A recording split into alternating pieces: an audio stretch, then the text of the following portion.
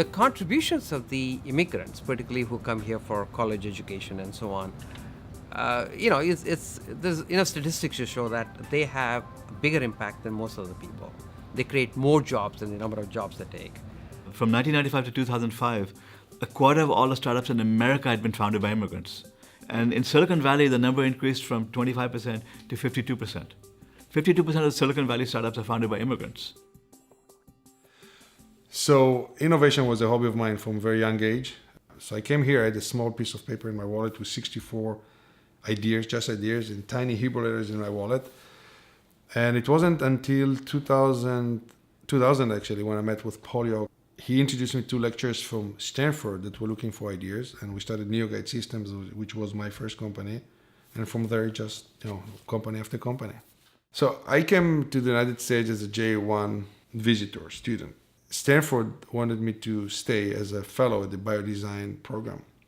So they applied for me for an O visa, which I got. But the O visa had a problem where I could renew it for life. I had to renew it every year or 3 years. My wife could not work. And my kids, when they get to a certain age, had to go back to Israel too. So I said, I will leave. It's not worth for me. So then it was a big struggle with the immigration authorities here. And ended up with the HHS finally deciding they want to sponsor me to stay here, which then was transferred to the State Department that approved the decision of the HHS, which was then transferred to the Homeland Security that approved it, and then I got my green card. It was a big headache, and it was very close for me to just say, it's not worth it, I'm going back, and that's it.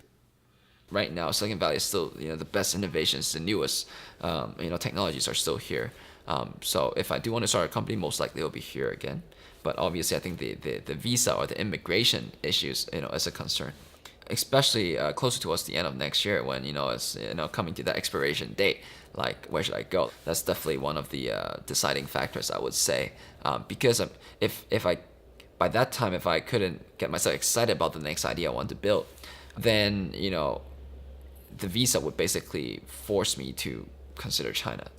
It's not that it's unfair, but it would definitely be better for the U.S. economy. For the U.S. economy, I think, if they bring this top talent, because there's so many really, really bright people who we know who graduated with PhDs and masters from Stanford, and they just go back to Europe because it's so hard here.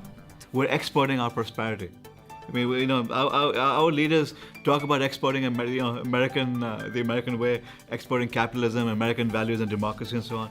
And guess what? We're doing that very, very well right now. And the result is that their economies are booming. And it kills me to see, some very talented graduate students at Stanford and at Cal and other places that, would love to stay here in the U.S. But for whatever reason, they're not having those opportunities to be able to pursue those businesses. So U.S. almost has to go way out of their way to make sure that they harness this talent that they're getting. U.S. is the best place where people are coming in. U.S. needs to make sure that they actually leverage the talent as opposed to letting them go. As we move into 2012, we are seeing the early stages of something new. An economic boom driven by the communications sector.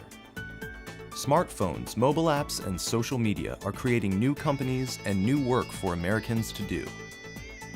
Already, the app economy has generated almost 500,000 jobs in the United States at a time when the rest of the economy was stagnating.